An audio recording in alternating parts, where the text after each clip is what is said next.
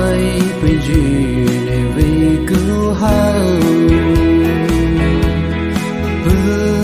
là sao lưu hòa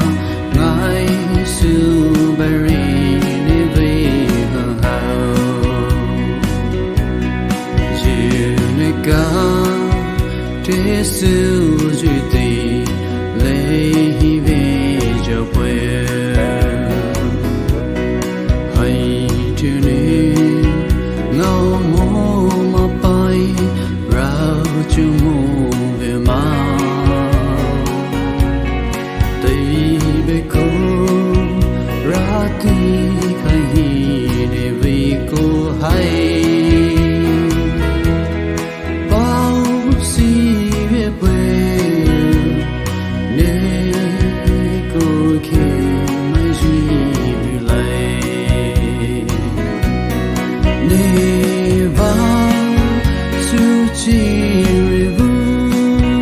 để từ bầu nêu này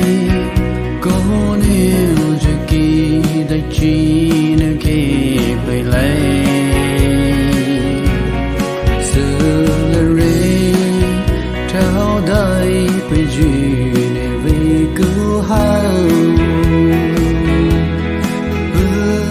là sao lưu